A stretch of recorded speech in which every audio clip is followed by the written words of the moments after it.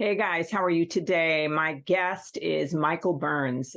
He's a really interesting man who has so much wisdom to share today.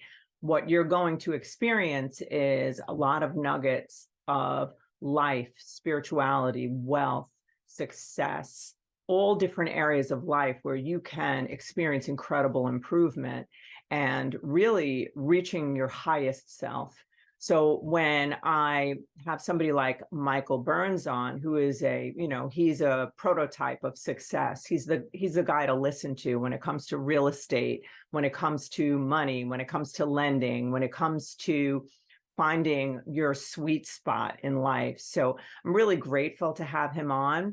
I'm going to give you a little formal background about him. He's a real estate investor, lender, broker, and the host of the Freedom Lifestyle Experience podcast. But there's so much more to him.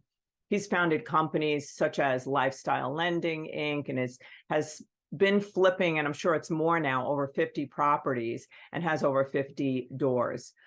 He's found success in real estate tremendously, and he has such a wealth of knowledge when it comes to that. But my experience with Michael is that he shares on another level, like more of, he has a very, very high level emotional intelligence. And I think that happens with most successful people. He also has a very high level spiritual intelligence, which is, one of the key factors in a very highly successful person.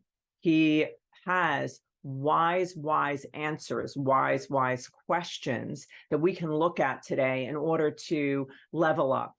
So without any further ado, I want to introduce you to not only my friend, but, a really special guest and someone you're going to gain a lot from. I suggest that you take notes or you just soak in our conversation, because it is interestingly a conversation that goes from a guy who's like high level success to somebody who really shares intimately about broken parts and about how to level up spiritually and emotionally. So I'm really looking forward to what we're all going to learn today. Hey, guys, how are you today? It is Allison from Allison Answers and Lager Counseling Services. I know that I say a lot that I really like my guests, because I really don't have anyone on here that I don't like, but I have a guest that I really, really particularly like a lot. So I met Michael Burnz. I met him when he was speaking at an event, 365 Driven, with Tony Watley. And there was just something about him. He is an expert in real estate. He's just has a command of how to manage things, how to do things in terms of business. But then I just noticed other things about him that were very soulful and spiritual and kind and giving. And he just exudes that. So I'm really looking forward to our talk today, because not only you're going to learn things about how to create the life that you want, but you're also going to experience a person who is experiencing a spiritual awakening that has the power to change your life as well. And you heard in the bio, everything about him and all of his, all the accolades. But this is a real deal guy who I just really respect and like as a person, as a friend. And I'm just grateful to have a conversation with him. So Michael, I call you Michael because I call everybody with their longer name, like I'm your mother. But how are you? Thank you so much for being here. Well, no, I'm honored to do it. We've been talking about it for a few months, but thanks for having me on the show and quite the intro. So hopefully now that you've talked me up, I'll be able to follow through on that. Well, all I did was tell the truth. I didn't talk you up. I appreciate that. Loyal to the truth is my tagline, so I can go with that. Is it? Yeah. I'm going to get it tattooed probably right here. Loyal to the truth. Yeah. My Iceberg logo. Oh, I love it. So can you tell us, see, I have a few questions because I want to understand where you came from to explain how you became, because you did become somebody who knew a lot about how to create a lifestyle and how to create a business. And you've really done really, really well. I know you're experiencing different things now, but like, could you tell us how you got there? Like, did you struggle through things? Like, give us a little childhood shit. Let me just cut right through the truth. Want to say kind of what I'm doing. And okay. So I live in Utah. I'm 35. We flip houses, 30 to 40 flips a year. I've got real estate brokerage, lifestyle realty, and we do mortgages, lifestyle lending. We've got a rental portfolio. We lend hard money. And now I'm starting to take my money I'm making in real estate and buying into businesses and trying to get equity ownership in businesses. And the speaking thing's been newer the last year and a half. So that's kind of what I'm doing now. But I grew up in Tehachapi, California, small town. Like I had to drive 25 minutes to get to school. There was one junior high, one high school. My parents owned a business there, like a nursery, landscape center, a nursery or whatever. So I grew up in a small family-owned environment, family-owned business. A business ran our life, but that's where I really learned like my whole value system. Growing up in a small town, my dad would tell me, all you have is your name and your word.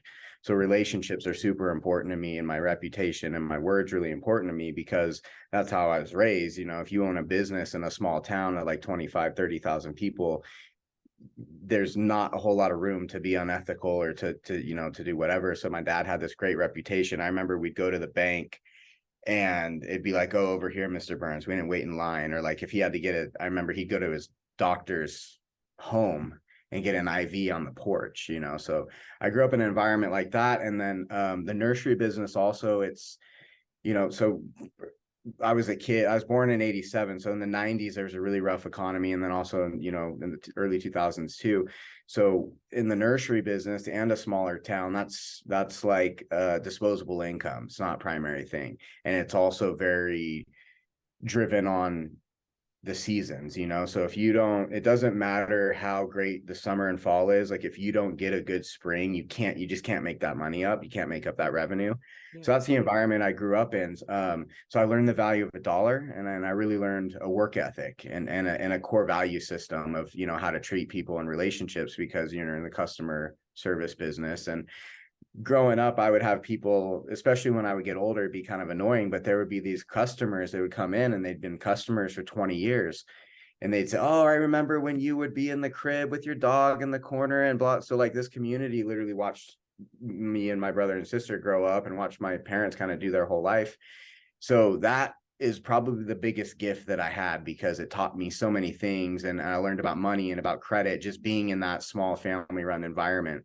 So that's kind of the foundation of it. And then college wasn't for me. I went for a semester, and my dad, to this day, he'll joke with me. He'll say, "Son," he's like, "I'll never forget you called me and you said, 'Hey, I'm not doing school anymore. It's not for me.' And he said, I just want to make as much money as I can, as quick as I can.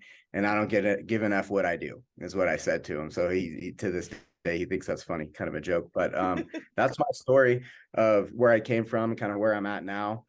But it's just been, I was really, really grateful and lucky to have two parents. They got divorced after 34 years when I moved out. I was probably 23 when that happened. But I just had great examples, and that's probably the biggest thing that gave me a good foundation to build upon.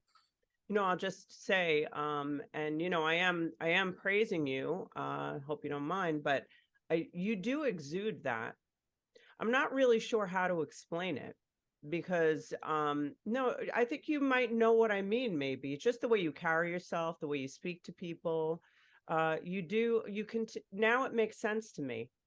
I just do see that in you, and there's a lot of value in that. It makes me feel badly that I've cursed in front of my children and stuff. I love my 4-letter words. I'm just trying to keep it good here on your show. No, I know, but there's something you do give off, that good-natured soul person. You do. So yeah. So tell us. So like, how did you end up gaining so much? I get you learned a lot from being, with your family, and their business. How did you become who you are? And okay. Yeah. So yeah, I started with a good foundation, but I've invested a tremendous amount of time, energy, resources, and being uncomfortable on working on myself. Lots and lots. I mean, I've been to all the seminars. I've spent hundreds of thousands on self-development. So when I was So when I basically decided I'm not doing school, I moved up to Oregon. So I moved from California to Oregon, and I got into an inside sales job selling trees. So my grandpa, he was in the nursery business and was like a sales legend at this company called Monrovia, which is like the Microsoft of the plant world. So they were doing like 150 million a year in sales, like multiple locations throughout the country, thousands of acres, like big deal. So I got my foot in the door there when I was 19 because of my last name. My grandpa he's literally legendary at this company for sales. I get this inside sales job, and then I'm living in Oregon, and I'm like 19 years old, and I have the last name Burnz, and I grew up in the business, but on the retail side. So I basically grew up in the environment that this place's customer was. So I roll in, and the next youngest person there is probably early 30s, maybe late 20s. They all have 4-year horticulture and business degrees, and they earned their way to be there, and I got there because I had a last name. So I wasn't really very welcomed at all. And I had this guy named Ken Dykes who was literally my mentor. They stuck me with him and had to go through the whole training process and everything. And then when I got on the phone, so I probably started there, and then maybe 4 months after starting, I got on the phone. So I was an inside sales guy, and I was there I had outside sales reps that I supported, so I could basically service the customers in their territories. And I just got on the phone and started learning how to do sales and was getting good at it. But I remember when I first started, I would hit dial, and then I would go outside real quick because I had like a sliding door on my cubicle area, because I didn't want anyone to listen to me, because I was just real self-conscious about it. Didn't want anyone to hear me. So really worked on my sales skills, picked up a few sales books. But one of the most pivotal moments in my life was I had this guy, Ken Dykes. And one day I came into my office, and there was 2 million on a computer, like on a piece of paper like this. He had printed it, 2 million, and stuck it on the outside of my cubicle. And I came into work, and I was like, dude, what's this all about? And he's like, you're going to sell 2 million this year. You're going to do it. It's never been done by a first year guy. You're going to do it. I believe that you can do it. And then around that same time, so this was probably, so that happened. I'm a little bit reverse, but maybe 2 weeks before that, he gave me a book called Success Through a Positive Mental Attitude. And I'd never read any sort of self-development book. I hadn't even read a book since high school. And so I roll into work, and I have this book on there, Success Through a Positive Mental Attitude. So me and him are reading that book together, and then he does the 2 million thing. So fast forward, that year, I ended up selling like $2.15 million stuff. My first year, set a company sales record, and that hadn't been done before. And I was like 19, 20. So that was so huge for me for multiple things that I recognized at that point in time. Was number one, how important self-development was, and what a difference that book had made in my life and all the things through it. But then also, as I'm reading this book, I'm seeing these results happen that aren't normal. They're above average results. So having a good experience with the book, and then actually seeing results in a fairly short period of time, a year, just really made me a believer in self-development, because I just saw it. And, I was like 20 years old. I made $58,000 and some change that year, and I was rich, man. Like, I had more money then than I do now in my mind, right? So and the other thing that I really learned there too, that changed my trajectory, was the environment that I was in with this guy, Ken, and him supporting me and believing in me more than I believed in me. And then the other thing that I learned too was the power of that $2 million on the outside of my cubicle. I saw it every single day. I talked about it every single day. Then everyone else in the office saw, what's the 2 million thing? So I would tell them, oh, this is what it was. And at first I'd be kind of shy and embarrassed, like, it's a big number. I don't know how I'm going to do that. Like, how am I going to, like, my big months would be like $400,000 months when I broke down and got my sales quota. And I was like, how am I going to do that? I'm selling trees, right? Like little shrubs that cost $3.50 to $6, and maybe some of the bigger stuff, a few $100. It's a lot of stuff to sell. And I'm brand new. And I'm basically, when a new guy starts, all the other inside reps, they have to give up a territory or two. So I got the bottom of everybody's barrel is what I started with, and built it up. So that experience, and I know it's long-winded, but that experience really was like, there was no denying it. There was no denying that this book had a huge it was a big reason as to why I was getting success and the $2 million thing, and then having Ken as a mentor. So I learned, okay, the environment that I'm in, and people are either going to support me or not support me. That's going to make a difference if I'm successful or not. And then I learned the self-development and my mindset. And if I can't do something that I don't believe that I can do. So if I didn't believe that I could sell the 2 million and it wasn't up there, there's no way I was going to do it. Or Ed Milet will say, you're never going to outproduce your identity. So I learned I'm changing my identity and I'm changing my thought process, but also you don't know what you don't know. Like, we only have the point of reference that we have until we're exposed to new information. So you could be sitting there, whatever it is you're doing, thinking you're winning or losing or whatever, but then you have a new point of reference. And then it's kind of like, oh, there's this whole other thing. And that's why I love putting myself in groups and masterminds where people are far more advanced than me. Because if I was just hanging around my regular high school buddies and all the stuff, I would think I'm kicking ass and I'm Mr. Cool Guy. But I put myself in an environment where I'm like, I have a long way to go. And it keeps me humble as well. So those things just really changed my entire life and perspective. And I've continued those principles. I've continued self-development. So it started with books, then another book, then another book. And then I'm going to join a local group. And then I'm going to go to a seminar. Now I'm going to go an out-of-state seminar. Now I'm going to get a personal coach for me. And then I learned about masterminds. And you can just chart the trajectory. Like, the more that I invest time and energy and resources into myself, the better that things get, because I have the tangible results via my life that I'm living. So a little long-winded, but that's where everything shifted for me, and took a strong foundation that I have growing up on, and then just threw it on steroids and really brought in more information. And I've been really conscious of my environment ever since, so instead of watching TV, I do podcasts. Instead of the radio, I listen to books. I pay attention to the people I'm hanging around. It's like, why would I hang out with people who tear me down and don't support my dreams and goals when I could hang out with people who are going to like push me and say, hey, you can sell $2 million this year? And I never even thought that's something that was possible. So when I had people that believed in me more than I believed in me, I saw that power of that. So that's kind of the trajectory I've been on since I was 19. And if there's a book called The Compound Effect by Darren Hardy, and it's essentially, or people say the eighth wonder of the world is compound interest. So when I go from 19 to 35 and I just keep compounding, those principles that I just shared with you, and then I grow and I get more information and better mentors, and it's just a path of progression.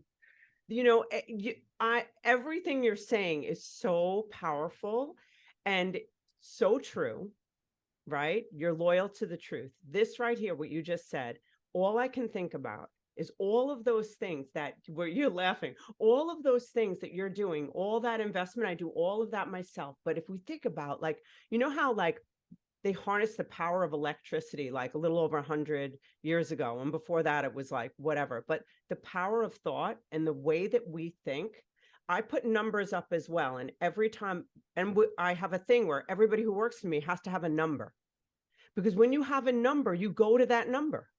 Mm-hmm. It's power. And I just love that man did that for you. It's incredible. So it's all by thought. Yes. And I've been doing self-development really serious, but they call it self-development, but truly, like, when people talk about self-development, I think, especially in our world, they're really talking about professional development, like learning sales skills or learning mindset. It's labeled self-development, but it's their skill sets. So I've been doing that. But when I really started working on true self-development, which is Michael and my insecurities and my programming and my limiting beliefs and all the things that I think and I believe in my entire operating system that I wasn't even aware of, it took me bringing in a coach and working with a coach to point these things out. And we're all doing that. Everyone has their stuff, but the first 10 years of your life, we get programmed and we're all products of our environment. And that's why it's so important. But when we're kids, we don't get to choose our environment. So babies pop out, they're all like, I've got a bunch of nephews right now that are all like babies, and they're just lit up and everything's exciting and it's just go. It's just yes, yes, yes. There's no fear.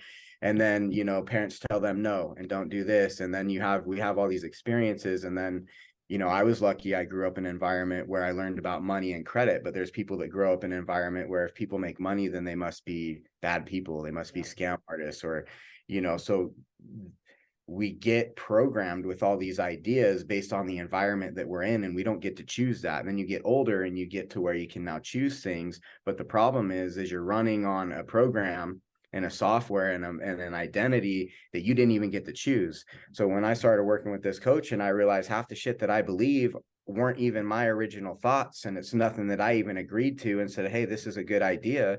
It's just stuff that got put on me, and it's like, that's the way that it is. So when I started working on that and really working on me and identifying these patterns and these limiting beliefs, that's when everything really escalated, because now I had a skill set, and I had mindset and sales skills and all these skills, but now I'm getting out of my own way. And that's when like the whole world really opened up to me, and like life's gotten better. And the more that I've worked on me, it's like the money shows up, the deals happen, the relationships happen. And, you know, when I'm in flow with myself, it allows the universe to bring and line up everything else around me that's, you know, in alignment with my purpose. Might have been a lot, but that's kind of where I'm operating from now. And it's been great.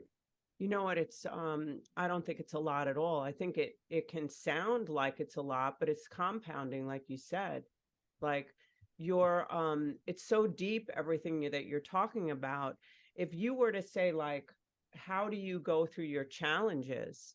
Because, you know, so much of what you're talking about, you know, is this shifting away from these old beliefs. Like in our theta brainwave, that's our hypnotic state from 0 to 7. So we're just completely suggestible, right? We're just taught. Everything is programmed, right? So that's like the big push, like becoming not automated. Yeah. Right. You know what my favorite quote, you've probably heard it. Probably, I just love, it's one of my favorites, but it's Alvin Toffler says that the illiterate of the 21st century will not be those who cannot read or write, but those who cannot learn, unlearn, and learn again.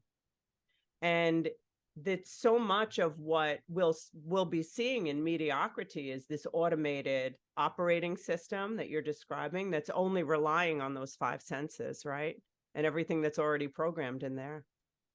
But you take risks, which I think is you breaking out of that. Yes, correct? Yeah, I like to throw the dice for sure. Yeah. So how do you think that plays into all of this development, because you have a confidence and a faith, I believe, in your ability, like you're going to succeed, right? Yeah, for sure. I mean, one of the things that I like to say is plan B is reinforcing plan A. And there, you know, you're going to pivot, and people say, we need to pivot and things happen. And I agree with that. But like, if it's an alignment, it's something you really want to do, like plan B is reinforcing plan A. So when I started flipping houses, so I did the inside sales thing, right? And I was doing that. I did it for a couple of years. I was a top sales guy. A territory opened up. Territories would rarely open up. Someone had to quit or die, because guys, outside reps, would be there for 30, 40, 50 years. There were guys there for 50 years. So they had to split a territory. Someone had to quit or someone had to get fired. Otherwise, the territory wouldn't open. So one opened up in Eastern Washington and Central British Columbia. And so I would have moved to Spokane to service this area. And I like that area. I grew up kind of similar in California, similar spot. So I applied for this territory, and I didn't get it. And they gave it to another guy that, like, I sold double what he did, but he had been in the company for twice as long as me. He was from Spokane. And that's when I learned about politics a little bit. And I was like, okay, it doesn't matter if you're the best. There's all this other shit that matters too. So I got upset and I quit. And I made a deal with another big nursery in Oregon. 10% commission. I had to pay my own way, commission only. And I had this huge territory with 0 customers. I started with 0 customers. So just a big territory, exclusive rights to sell this guy's stuff. And so I did that for 4 years, and I built that up to a little over $500,000 a year in sales. And I learned a ton about, I've just learned a lot. I mean, I drove everywhere. So I had Western Canada and like 8 states in the US. So I was on the road like 6 months out of the year. And I was 25, so I couldn't drive. I couldn't rent a car. So I drove everywhere. So when you're driving thousands of miles and you're by yourself and you're out there, this is 2008, 9, and 10 and 11, when the economy totally fell out. I'm selling in a relationship business, and I'm the new guy, I'm young, all this stuff. So I learned so much about me and how to do sales and all this stuff doing that job. And then my brother calls me one weekend and he says, hey, do you want to go to this house flipping workshop this weekend? And I was like, yeah, I'll be home. Let's do it. So we went to the house flipping thing and decided there that like, hey, I'm gonna get into this real estate thing. So for over the next 12 months, we started writing offers and we joined the local real estate investors association group and started going and just learning, going to Home Depot. A bathtub costs $200, a toilet costs $100, trying to figure out how much do things cost and how do you value property? How do you raise money? How do you flip a house is what I was trying to learn how to do. So spend a year and 94 offers in a year. We finally get a deal. And So I you always made 94 offers over the course of a year and never anything worked out. But then we okay, finally got it. So you like, if I'm going to do it, I'm going to do it. There was no quitting. Most people would quit after 5 offers or 10 offers. So we get our first deal. We make 24,000 on the first deal. And I'm like, I arrived. So I immediately walk away from my other business that I had spent 4 years building and was up to about $500,000 a year in sales, and went all in on real estate. And then when we were almost finished with the first house, me and my brother, we bought like another deal, which was in today's market, it would have been $1 million property. I had no business doing it. It was like, I think at that time we spent 80,000 on the remodel, which would be equivalent to about 150,000 on a remodel today. And it's my second deal. I have no business doing $1 million flip. I have zero business at all doing it. Where'd you get the money? Private money, guys. So because I had been doing all the networking and all the stuff, it came together. But the reason I tell all this story is I wanted to catch it up. But on our second flips, so I had already quit my thing, walked away from the broker thing. I can't go back to that. I didn't go to school. My skill set is sales, and I'm committed to real estate. Well, that second flip, we lost 50 grand on it. In our third flip, we lost 12,000. Our fourth flip, we broke even. And I had deals 2, 3, and 4 all going at the same time. So we go from making 24 grand, thinking this is awesome, we're always going to make money, to lose 50, lose 10, break even, and like make 10 or 12 is what those next deals all looked like. And we didn't have the money to pay for the power bill. We didn't have the money to pay for the gas bill. I would turn the power all the way down to, like 50 degrees so the pipes wouldn't burst. And then if we were going to get a showing, the market was slow. This is 2012, still recovering. We'd get a showing a week, maybe. I'd drive over, turn the heat on, watch the showing from across the street. And then the second they left, I'd be blowing up the agent's phone. Like, hey, how'd the showing go? About like, give us an offer, please. And going, I remember being in that position. We had no money or anything, and we lost 50 grand on that second deal. We had to bring money to closing and borrowed some money from my dad. But in those 3 or 4 deals, which was about a 6 to 8 month period, that's where I came up with this plan B as reinforcing plan A. Cause like I decided I want to do real estate. I was successful out the gate. I got lucky is what happened. And then reality of what it looks like set in. And in that hard time, it was like, okay, like I'm either going to, plan B is reinforcing plan A. I'm going to keep going forward with this because it's what I'm going to do. I've already walked away from this other thing. And that was a pivotal moment in my life too, because that's when I was never allowed to quit growing up. We joined a sport and we didn't like it, had to finish the season. Like quitting was never an option. So I've quit one thing in my whole life. And that's, I quit, no, two things. I quit at Target one time when I was like 18 before I moved to Oregon because the assistant manager is being a jackass to me. So I took off my Target shirt, threw it at him, and I said, I'm out. And then the second time I got hired at Red Robin to be a host, and I showed up and they put me in the kitchen. So I quit on break because I didn't sign up to put like mayo on burgers and shit. I wasn't. But outside of that, like quitting was not an option. I've never been able to quit. So I'm in this position where like we just lost $50,000. I'm 24 years old, and plan B is reinforcing plan A. And I adopted that then, and it served me more than anything my entire life, that statement, because business is hard and life is hard. And when things come up or whatever might happen, I've had the most challenging year in my life this last 12 months. That's what I'll say. Plan B is reinforcing plan A. And I'll say, I'm not a quitter and I'm not a bitch. And I don't care how many times I have to say that to myself. That's my mantra and what keeps me going. Oh God, that is so good. So tell us what happened after that, because clearly we know that's not the end, right? Yeah, and I'm a big believer in energy and spiritual world stuff too. And I believe if you're showing up intentionally and you have a purpose and something you're working towards, I believe you're Yes. going to be supported in that with God and the universe. So why we have these 4 deals that we're holding. And another thing too, I'll talk about these 4 deals because they're a really pivotal moment. When you buy real estate to do flips, you're getting hard money.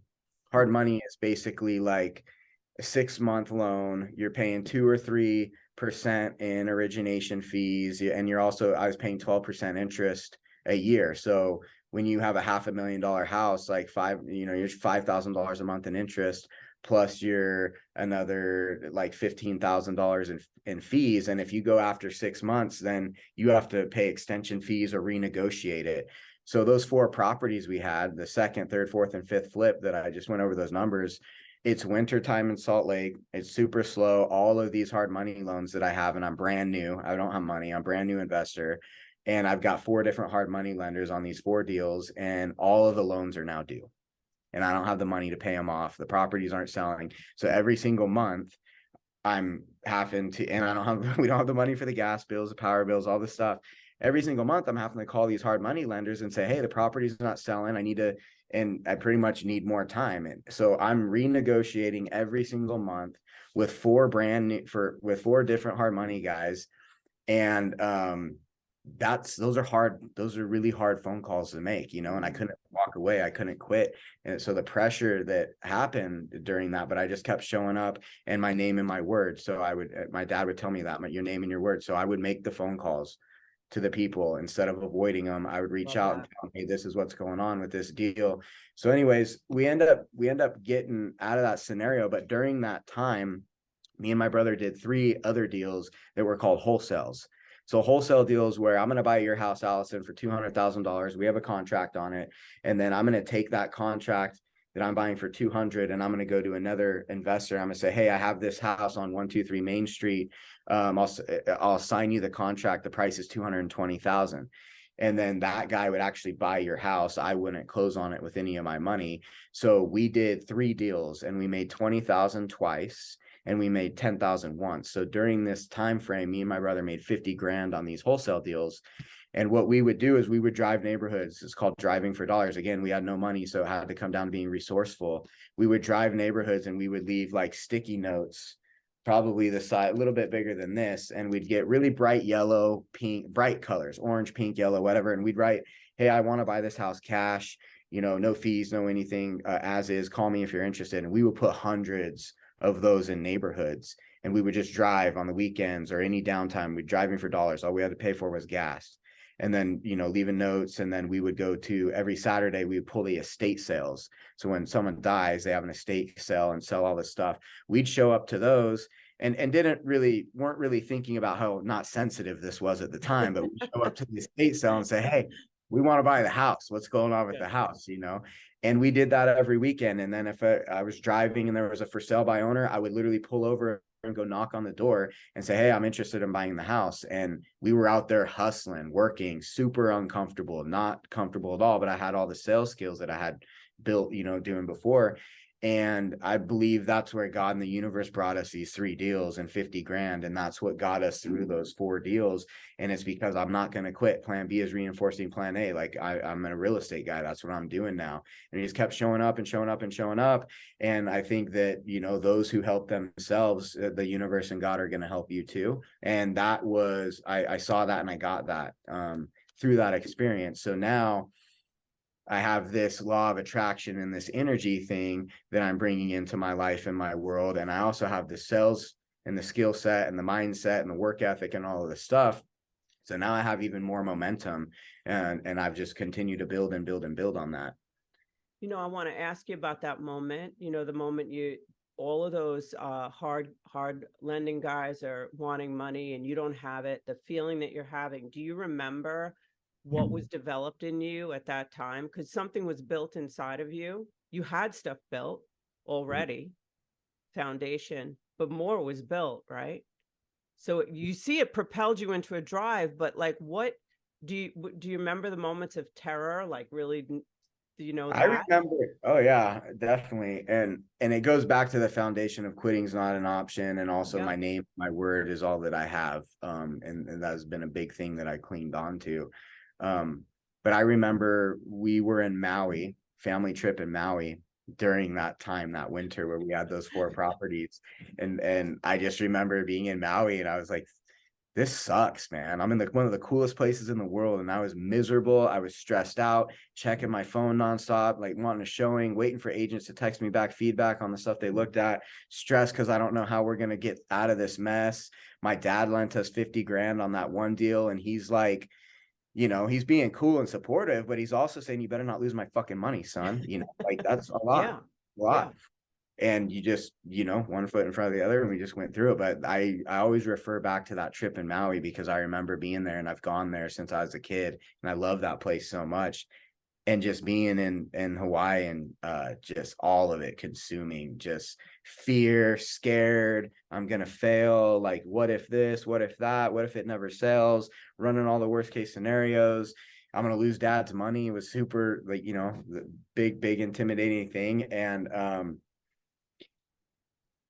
it was just a lot, like a lot, all of it. It was just a lot, but it just kept going and kept going. And getting out of that scenario, moving forward, looking back, and this is true for everybody in life, but if we look back at the hardest things that we've had happen in our life, or the things that have sucked really bad, and in the moment were devastating situations, as long as you didn't quit or pick up some, addiction or whatever along the way, but you just kept going and moving forward, if you look back on those moments, for me, those are all been pivotal moments in my life that have given me lessons or made me better. So when I got through that scenario, specifically the second deal where we lost 50 grand, and I did a heart check and I realized I was still alive, and I saw that I got through it, and I saw that everything was okay.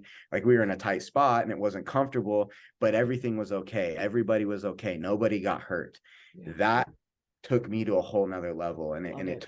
it took my capacity from here to like here, because now I've been through a really hard experience and I didn't quit. So now I have confidence in myself that I didn't quit and I got through it.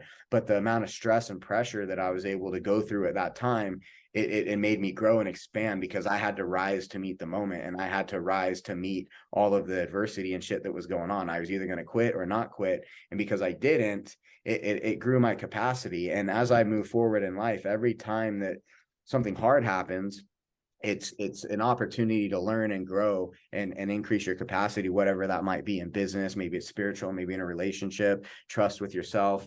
There's a lot of different things that it looks like, but I know for sure that on the other side of adversity is a new, better version of yourself. And that's just, so now when I'm in adversity, I've raised my level of awareness, because I'm always trying to be more aware of what's going on. So now this last year, like I said earlier, has been the most challenging time of my life.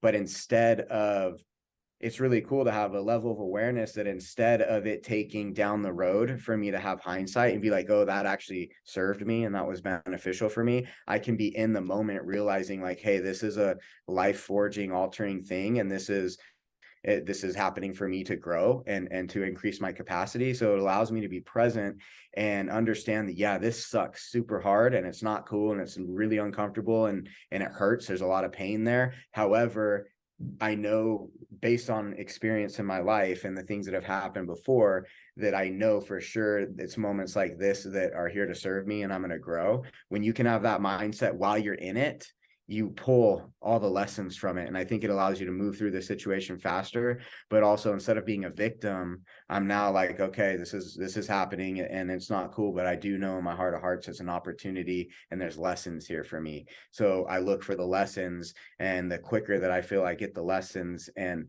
control what I can control, the quicker I'm going to be able to move out of the scenario. And that allows you to have, and again, when you're working on yourself and you're programming and you can identify a limiting belief and you say, hey, that's not my belief, that shit that was programmed into me, and I now believe this, and I'm going to stay in alignment and loyal to this truth. It's life is different. Everything's different. Yes. Do you know what you're doing right now? Do you know what you're giving people? It's just incredible. I Hope. Hopefully they find the value in it, but it's There's no question. I want to ask you something, because you describe having this really beautiful foundation, and then this unbelievable work ethic and all these really great foundational principles, like these values, these core values that you clung to, right? And then And so many things that you're saying are just gold, right? But what would you say to somebody, a young guy? Because I even think about, like young guys in their 20s who, they jump out and they do something and they have a dream in their heart, because it's put there, that desire, right? One of the things I'm thinking about is that we have an epidemic here in New York, young guys, gamblers, and when people get to that point where like money, they just can't get they've borrowed all this money. It's not the same, but it's they kill themselves, Mm-hmm. And what would you say to someone who doesn't have those principles? But I mean, you did say it, but like when you're going through that torture, that there's always something good on the other side if you stick it out. Like what would you say to some young dude who's struggling like that? I have it right. So your perspective is your reality. Yep. So whatever perspective you have on something is gonna be that truly is your reality. I have it on my whiteboard right here. Feelings and emotions create perspective. Perspective is your reality. So I think first and foremost is getting honest with yourself and being honest about like where you're at in the scenario, and then shifting out of being a victim to it. Like it's not happening to me, it's happening for me. And beyond that is there's a lot of things we can't control, but we can always control ourselves. We can always control the choices that we make, and we can always control control the controllables. I call them the daily discipline. So like, what is it that I can do, or what is it that I can do and show up? Because truly at the end of the day, all of us, all we can ever do is our part. We can do our part and we can do the best that we can, and that's it. So in that, like someone who's in that position, I think it's really going to be, it is what it is to a certain extent. I think there has to be and I love the saying it is what it is, because for me, when I say it is what it is, that means that a situation is what it is. I can't do anything about it. So, what am I going to do? But I think really acknowledging where you're at in that scenario is the first thing. And then trying to increase your level of awareness and changing your perspective about it. Because if you choose to stay stuck in the story of I just borrowed $100,000 because I like playing blackjack and I'm doing underground gambling or whatever, and just continuing to do that, well, why are you doing it? Number one, like what is it that's got, like what is the root of the pattern that keeps creating the situation for you? So you got to be honest with yourself. I think getting honest with yourself and taking inventory of what's going on is probably the first and foremost thing that I would do. The second thing is what you don't want. You don't want to be in debt to these loan shark guys in this gambling scenario we're talking about. I didn't even mean like you had to speak to the gamblers. I was just using it as an analogy. Well, but it's cool though. Do it. Yeah. You got to be like, where am I for real? Like, because where am I truly? You got to you have to get in touch with the reality and the truth of what's actually going on and where you're truly at before you can go anywhere.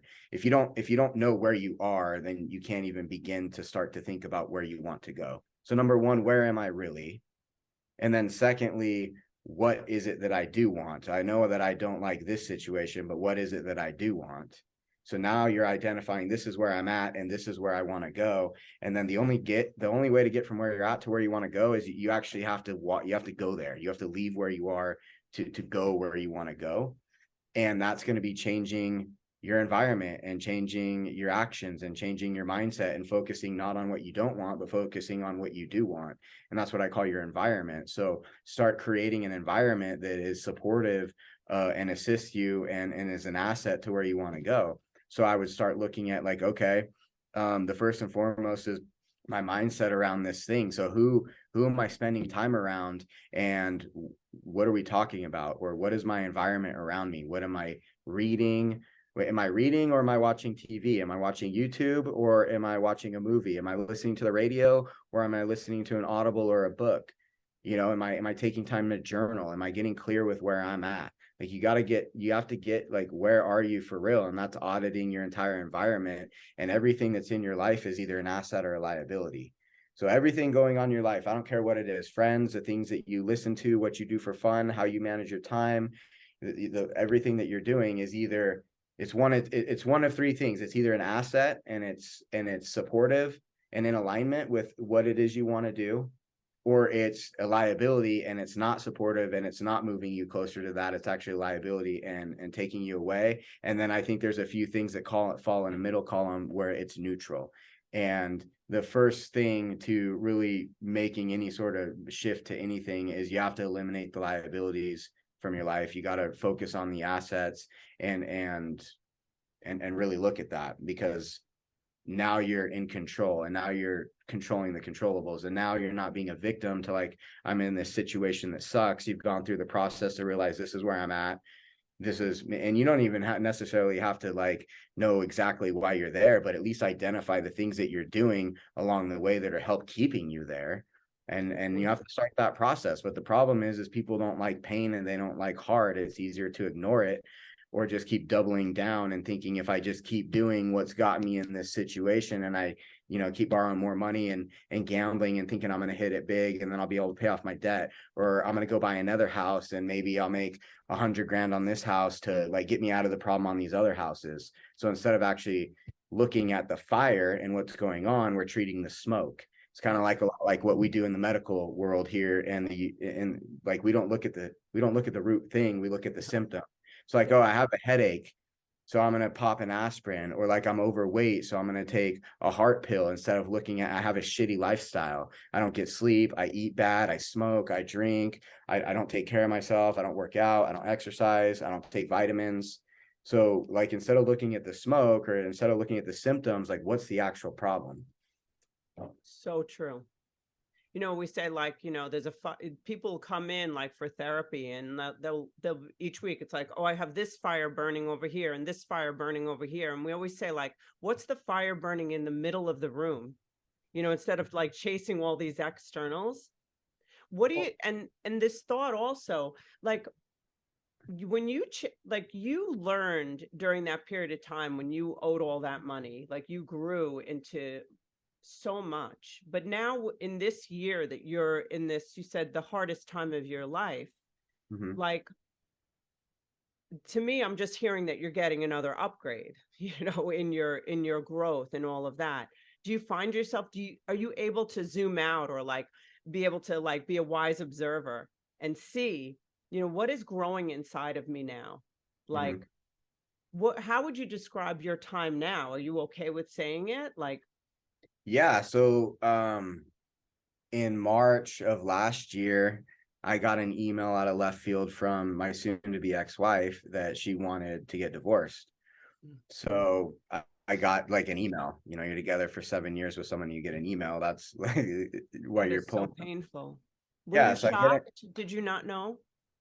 I was pretty shocked. I mean, things have always kind of been like this a little bit. The last like year and a half prior to that were the best they had been. And I'd really been working on myself, and she had started doing some of her work too. So, yeah, I was, you could say I was fairly surprised for sure. So I get this email, check the bank account, 80% of the money's gone. And then I end up getting served a temporary protective order, and I can't be in my house. I had to leave with a duffel bag and a box. Like, so I have a beautiful $1.5 million home on the mountain. I have a 180-degree view of the city and the valley. My front yard is the mountains, 14,000-foot beautiful Wasatch Front Mountains. And my home that I had there was my sanctuary. Like, it's where I started my spiritual work. Like, I had my setup with the hot tub and the view, and that's where I learned how to meditate and really like started doing this work on me. So like my home was my sanctuary, and it was all gone just like that. And then my wife and my best friend is gone just like that. So I go from that scenario, and then I just come off the biggest year of my life, made the most money I'd ever made. I'm starting to do this speaking stuff, and life is just rolling. Like, things are awesome. I just got back from a trip. We had just got back from a trip in Jamaica where I paid for my mom and her partner to go first class, put them on a waterfront room. And, I always like to take my family and the people I love with me. And the reason I want to be successful and have money is it just gives you experiences. So I want to share that with my family. So we had literally just got back from Jamaica, all this stuff, like life was awesome. Everything was good. I'm doing my spiritual work. And then I get this email, and then, money's gone. That's a problem too. And now I can't go to my house because I have this temporary protective order on me because there was a bunch of accusations that were made. So now I'm living in my little sister's basement. I'm the most successful I've ever been, making seven figures, beautiful home, all the stuff. And now I'm literally in my little sister's basement, trying to figure out what just happened. And that was in March. So you start going through this process of, starting divorce and just focusing on that, and it's really hard dealing with the divorce stuff. And then in Salt Lake, I do a lot of flips. So at this time we had like 16, 18 deals going, where we're buying houses and flipping them. Do the math. If you buy 16 or 18 properties plus the remodel money, like costs, there's a lot of money involved. And so I'm just doubled down. So, I'm in this divorce situation and I do everything that I just talked about, like the situation sucks, like trying to just find out where am I at? Why did this happen? Where's my assets? What's my liabilities? Like just trying to get my feet under me and figure out a game plan. So what I did is I doubled down on my work and I doubled down on my health and fitness. Like I'm 40 pounds lighter. You saw me about halfway into that, but like, I'm 40 pounds lighter than I was. And I did what I just said. What can I control here? So I double down on my work, double down on my fitness, because I spend so much time and effort with relationships. That's my number one thing. I'll take the relationships over everything. I have amazing people. I have an awesome family around me. I have amazing people around me because all these things I've been talking about with building your environment and the lifestyle and the assets and liabilities, I've been practicing that. So those things all showed up for me. My relation showed up for me. My family showed up for me. I doubled down on the gym. I got a trainer. I got a nutritionist, and I doubled down on my spiritual work too. And I just focused on what can Michael control, because I can't control this other stuff. And so I did that. So then work and business is humming along, still kicking ass and doing really good. And then in July, Utah's market shifted faster than Utah and Boise shifted faster than anyone else in the country, because we ran up harder than anyone, but we came down faster and harder too. So our market's probably down 15 to 25%, wow, depending on where you're at in Utah. So I go from navigating a divorce and that whole process, all the emotion, all the pain, and then now we're going to put on top of that, my entire business is now on the line, my livelihood. And I told you earlier, I like to throw the dice. So when you're flipping houses, it requires a lot of capital. So, I owe millions of dollars. I've got tons of credit, HELOCs, like any access that I have to credit, to money. I'm doing hard money loans. So all the money, cash and capital and everything that I have access to is deployed into the market. And now the bottom falls out in late July, early August. So now it's like, okay, well, I have the divorce, but now there's nothing to even fight over there. Like my broken heart will do what it does, but now I have to like worry about my livelihood and my investors' money. I owe $4 or $5 million to investors. They trust me with their money. These people trust me, and I got 6 different crews that work for me, different construction crews. These guys all rely on me. I don't get to take a time out and a break and just say, fuck it, I'm going to take a break. That wasn't an option for me. So I just had all of that piled on me, and self-development and spirituality and my environment and my relationships and all the things that I talk about with lifestyle are the thing that is like literally let me weather this storm. And it's been hard. And I remember sitting on a Home Depot bucket in a townhome that I rented with 0 furniture in it. I'm sitting on a Home Depot bucket like this, just crying, sobbing. I'll never forget this till the day I die, Allison, sobbing. And I went back to plan B as reinforcing plan A. And I just told myself over and over, I'm not a bitch and I'm not a quitter. I'm not a bitch. I'm not a quitter. And, here we are almost a year later. But through this process, when I'm in it, and it's been hard and devastating. And then you throw the financial piece. So now I have my entire comfort zone with the personal side is gone. But now all my confidence and all my swag and business and all of that, which I leaned on hard, is now like on full blown dumpster fire going on. And you're there with you. You're there with me. And because of life experience, I can look back and say, okay, I've had all these trials and tribulations along my way. I know that this is an opportunity for me to grow. I know I'm being forged into the man that I'm becoming, so I can deliver this message and be this leader that God wants me to be. And I really doubled down on that. And I truly believe that in my heart of hearts. And I just keep showing up and getting through it. And now we're probably in, you know, I feel like I'm beginning the fourth quarter of this whole, you know, thing that I've been dealing with. But it's been interesting because the hardest of hard going on, you know, heartbreak, loss, like fear, all of the pressure, like the pressure is so intense and high even today, right now, as we try and exit these deals, and losing everything. And then on the other hand, I have a relationship with myself that I've never had before. And I have a relationship with God that I haven't had before. And I know, like, I know in my heart of hearts that I'm guided and I'm supported. And I see all these amazing relationships that I have. And I just see how I'm being guided, and all of this had to happen because it's part of the version of Michael who's going to come out on the other end of all of this. And that's part of my purpose, because I'm learning these different lessons. It's going to give me the ability to show up and be the guy that you met in Mexico. You said there's something about him. There's something a little different.